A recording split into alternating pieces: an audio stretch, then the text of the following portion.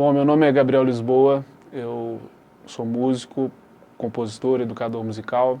Queria agradecer o programa Eu Sou Artista e contar um pouco, né, sobre a minha trajetória. Bom, eu comecei a tocar aos 11 anos de idade em 1998. Comecei a tocando, na verdade, teclado. E depois, em 98, eu comecei a estudar bateria, em Nova Lima, na Adnilsons Escola de Música, com o professor Roberto Wentheimer. E de lá para cá, formei inúmeras bandas, aqui em Nova Lima, em Belo Horizonte.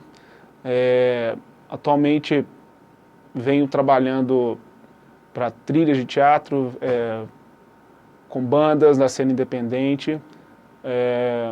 Dou aula aqui no meu estúdio em Nova Lima, dou aula também em Belo Horizonte.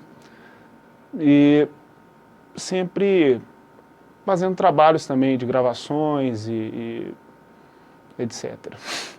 Ô Gabriel, quando você começou, a sua família, quando você começou a bateria, por exemplo, sua família estranhou, achou ruim, aquela barulhada, ou entraram na onda? Não, na verdade foi o seguinte, eu tocava teclado, né, como eu disse. Aí, um belo dia eu tô almoçando e vendo jornal, e aí tinha um cara tocando bateria, e a mãe dele do lado, tinha um quarto assim, desse tamanho mais ou menos, o cara tocando, mas esmurrando a bateria, e a mãe dele do lado lendo um livro, e ela curtindo lendo o livro e tal. Eu olhei assim e falei, é isso.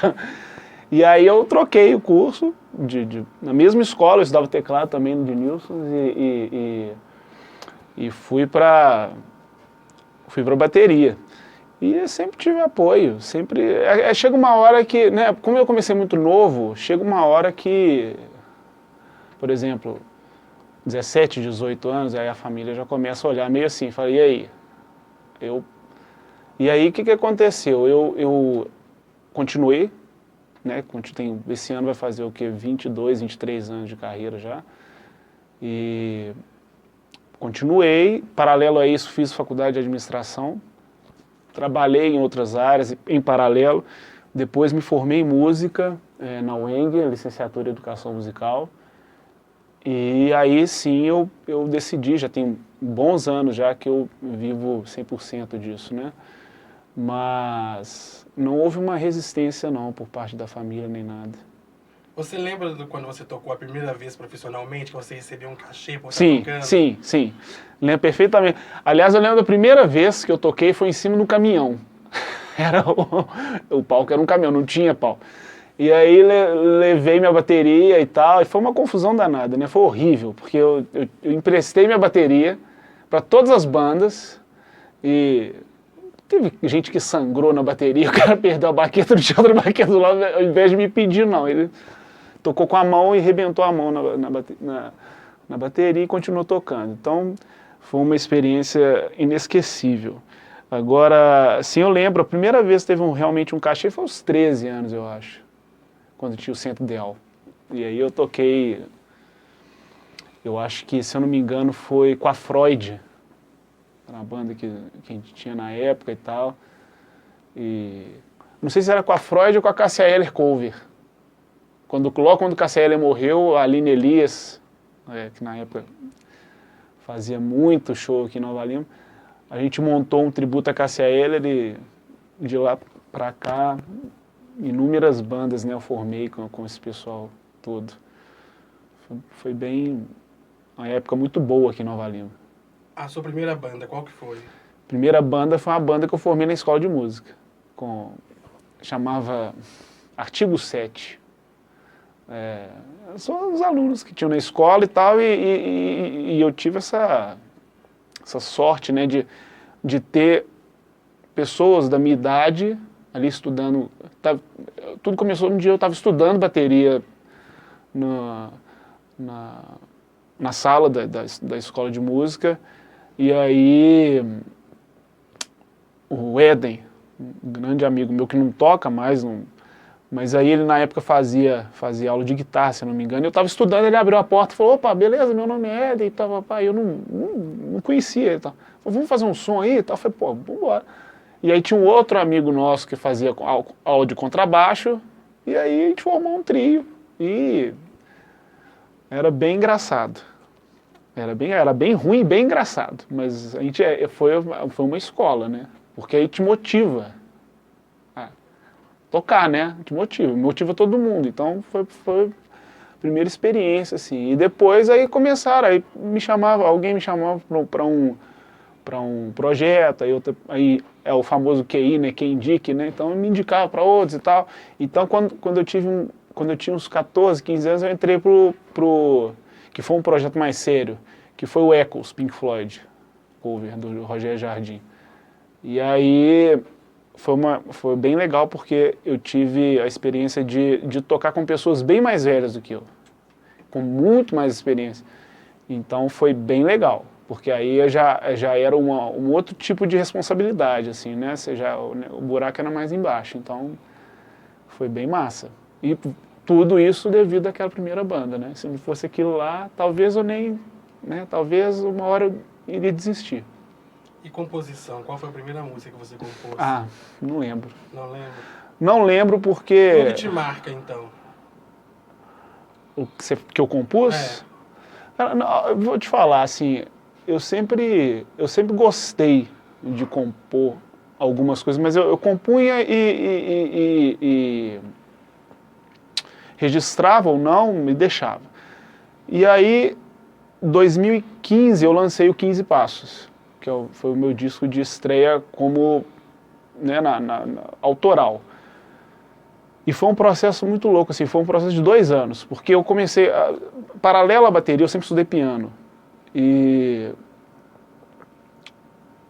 no início era uma coisa bem, assim, bem amadora mesmo, de não entender muito de harmonia e ainda ter dificuldade para montar acordes e tudo mais. Mas eu comecei a estudar muito, eu comecei a pegar métodos de harmonia e comecei a trabalhar. E à medida que você vai trabalhando, e à medida que você vai escutando muita coisa, as coisas vão mudando, né? As coisas ideias vão vindo e você vai tendo, você começa a ter maldade no instrumento, né, como se diz. Então, eu gosto muito do 15 Passos, porque foi um processo muito legal e eu acho que, respondendo a sua pergunta, o que mais me marcou não foi nenhuma música que eu compus, mas foi chegou uma época do 15 Passos que eu desisti de fazer o disco. Eu já não tinha mais ideia. E realmente eu dei uma travada total. E aí um dia eu estava... eu não sei, foi uma época que eu não lembro muito bem, assim, foi 2013 ou 2014, que eu estava aqui em cima, na casa em cima, e pesquisando coisas no YouTube, sim, sem nenhuma pretensão de querer voltar a compor para o disco. E aí eu vi uma música chamada When God Created the Coffee Break, que é de um trio chamado EST, que é de um trio sueco, que está inclusive aqui. Então, é um trio de um pianista que já faleceu chamado Isbjørn Svensson, é um trio sueco. E eu escutei essa música, achei super engraçado o título, e falei, deixa eu escutar. Era tudo o que eu precisava escutar para eu voltar a compor. Uma música me fez voltar a compor. Então assim, When God Created the Coffee Break, acho que foi a composição que não fui eu que criei, que me fez... No outro dia eu desci, assim, mas foi uma avalanche de coisas que vieram, assim, e lancei o disco em 2015. Foi super legal, porque foi um processo super independente, assim, eu não tive patrocínio, eu fui fiz a arte do disco, fui eu que fiz a parte de imprensa do disco, fui eu que fiz a capa, fui eu que fiz tudo, assim, entendeu? E todo mundo me recebeu super de braços abertos. Eu mandava o disco e as pessoas respondiam, consegui em várias mídias, né, divulgação do disco. E aí, cara, depois você não para. Eu tenho aqui cadernos aqui, anotado 500 mil coisas aqui que eu tô querendo já lançar para o ano que vem, né? Mas sem, eu não gosto de me colocar pressão, porque não é por aí. E também estou trabalhando em outro projeto que em breve vai ser lançado daqui uns 2 meses, que é voltado para a educação. Então, mas compor é sempre, assim, seja não só para a minha música, mas também para uma banda que eu esteja trabalhando e tal, e sempre dou pitaco nas coisas, porque eu gosto de compor, então você, naturalmente, você, né, dá a sua contribuição. Vamos falando um pouco sobre esse trabalho seu com o teatro que você tem feito ultimamente. Aham. Conta sobre ele um pouco pra gente, Tá. como que começou, como que surgiu, se tem novidades por aí. Pois é, na verdade é o seguinte, pouca gente sabe, mas eu escrevi uma peça de teatro com 10 anos de idade, na escola. E era uma adaptação, não lembro mais o que era. E eu escrevia mesmo, tipo assim, eu era o dramaturgo da coisa também, eu era diretor, escrevia tudo, as falas e tal, imaginava as coisas e tal. E talvez, claro que por influência do meu tio, né, Paulo Lisboa. E o teatro, enfim, ok, tive essa experiência com o teatro, né, meus 10 anos, foi uma coisa bem, né, para apresentar para os pais ali e tudo mais. Mas eu, em 2018, se eu não me engano, eu tenho uma grande amiga, Lídia Delpicchia, que é do grupo Galpão, e o Galpão estava montando a peça Outros. E a Lídia estava precisando rearranjar a bateria de uma das músicas que ela iria tocar. Então na peça ela toca e canta, e ela me mandou uma mensagem, falou, eu queria que você me ajudasse aqui e tudo mais e tal, e foi uma experiência assim, que eu passei uma manhã com ela e com mais alguns atores do Galpão, e montamos o arranjo, e ficou super legal e tudo mais. E depois eu comecei a trabalhar numa peça que chama Anastácia, que é uma adaptação de um conto do O Idiota de Dostoiévski. É uma parte, conta a história de Nastassia Filipovna, que é considerada a heroína de Dostoiévski, né? E que a história dela faz parte dessa obra, O Idiota. Então, compus a trilha sonora e a peça foi um extremo sucesso. Está sendo, né? Porque ela foi indicada, teve 22 indicações. Então teve o prêmio, o Sesgran Rio, teve o Botequim Cultural, agora a gente vai para o Shell, já foi indicado, né? O prêmio Shell, e o APTR. E a peça agora vai, se não me engano, para o Sul, né? Em março, se não me engano, março, abril. E é isso, assim, é muito legal, porque esse fato de eu ter já essa experiência, de eu já ter essa minha experiência de composição, me ajudou muito, né? Eu acompanhei muito os ensaios e exaustivamente, e tive o privilégio de trabalhar com a Miwa Yanagisawa, que é a diretora da peça. Então, juntou tudo, né? Então é uma experiência a mais aí que eu consegui, né? Recentemente você tocou com o Pato Fu, não foi? Sim. Conta um pouco pra gente sobre essa experiência. A Pato Fu é Pato Fu, né? Pato Fu, eu sou fã do Pato Fu há muitos anos, muitos anos. E tudo isso graças a um grande amigo meu chamado Thiago Braga, que Thiago, eu conheci ele na faculdade, na UENG, e na época eu sempre fui fã de uma banda chamada Todos os Caetanos do Mundo. E o Thiago era o contrabaixista da Todos os Caetanos do Mundo. E comecei a fazer amizade com ele, a gente nem era da mesma sala, mas a gente sempre conversava nos intervalos. E um dia ele falou comigo, cara, você quer fazer, a Todos os Caetanos está precisando fazer um show tal dia e tal, e e o baterista tá viajando e tudo mais, você quer? Eu falei, lógico, né? Lógico. E aí fiz os shows, aí precisei fazer de novo, fui fazendo e tal. Então acabou que o baterista saiu e eles me convidaram para entrar na banda. E foi assim, né, uma experiência maravilhosa tocar com eles, são meus amigos. A banda, infelizmente, deu uma pausa, mas aí continuei trabalhando com o Thiago em outros projetos, o Thiago sempre me chamando para outras coisas. E aí teve um projeto da Júlia Branco, que era cantora do Todos os Caetanos do Mundo, que eu tocava bateria e tocava teclado, ao mesmo tempo às vezes, dependendo da situação. E o Thiago, ele é do projeto Música de Brinquedo do Pato Fu, que é um projeto que existe há muitos anos e agora está no projeto Música de Brinquedo 2. E o Thiago um dia precisou de um sub, por questões profissionais e tudo mais. E ele me convidou. Eu falei, cara, óbvio, né? Sim, e aí fui pro ensaio, acompanhei, né? Porque o projeto Música de Brinquedo, ele é completamente diferente de tudo que eu já fiz, porque é só brinquedo, brinquedo de criança mesmo. Não tem nada assim, né? Tudo super bem adaptado e é muito divertido. Então fui nos ensaios e tal, e quando rolou a primeira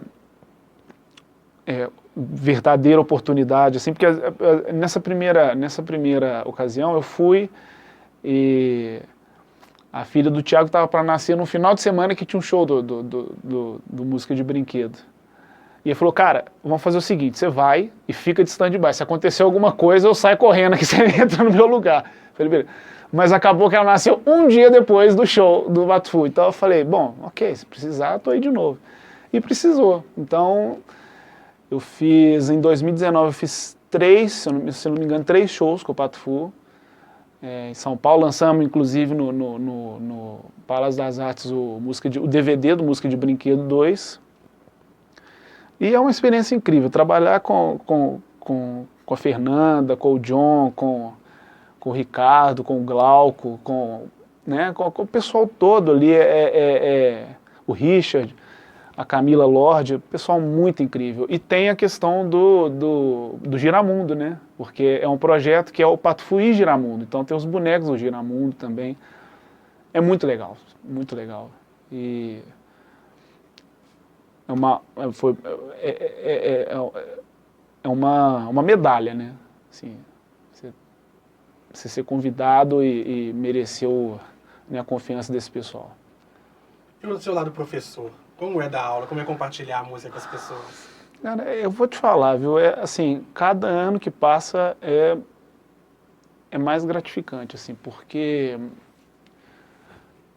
é difícil, muito difícil. Eu dou aula para, como diz um amigo, né, crianças e crianças, né? Então eu vou de 4 anos até...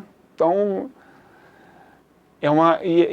como são aulas individuais, eu tenho que ter uma metodologia para cada um, entender, conhecer cada um, saber a limitação de cada um, né, enxergar o outro ali de um jeito que eu não teria que enxergar o outro. Então é bem legal, cara, bem legal. E isso me motivou a escrever agora um livro, que eu não vou contar muito por enquanto, mas que em breve vai estar aí, né? Porque eu acho que, ainda mais agora, nessa situação que a gente está vivendo no país, eu acho que quanto mais livros, né, e mais obras para ajudar a disseminar a cultura, melhor, né? Conta pra gente aqui agora, então, sobre né, você falou que são mais de 20 anos na música, na arte. Você consegue lembrar qual foi o momento mais emocionante para você?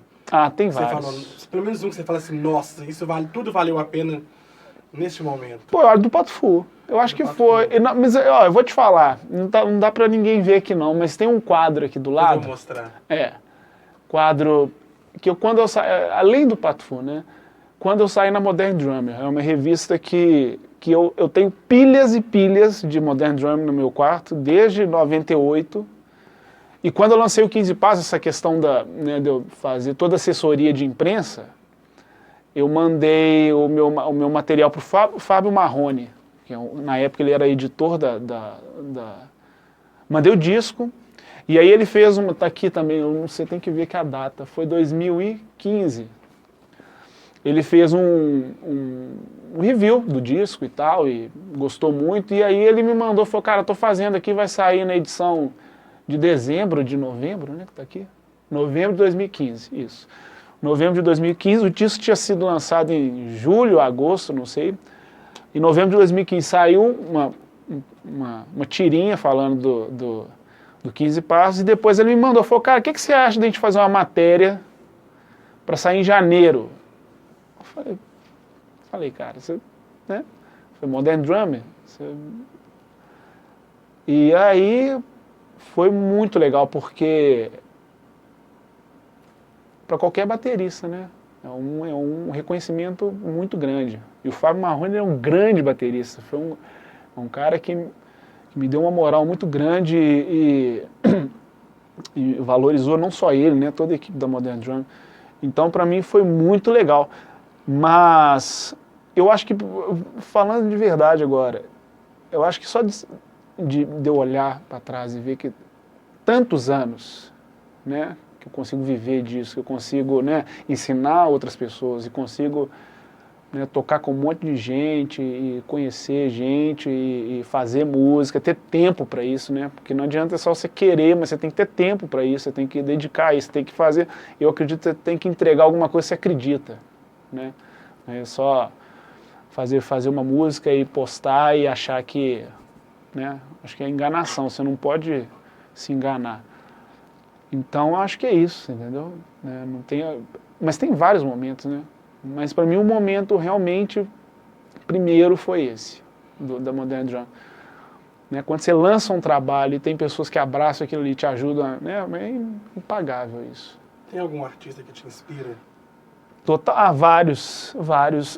Posso citar, assim, eu gosto muito já falei, né, do Isbjørn Svensson, que é um pianista que infelizmente já faleceu. Eu gosto muito do Chick Corea, um outro pianista, né. Baterista, Dave Weckl, que para mim é a minha maior inspiração até hoje, desde sempre, né. No Brasil eu gosto muito do Cuca Teixeira, gosto muito do Antônio Loureiro, meu amigo, e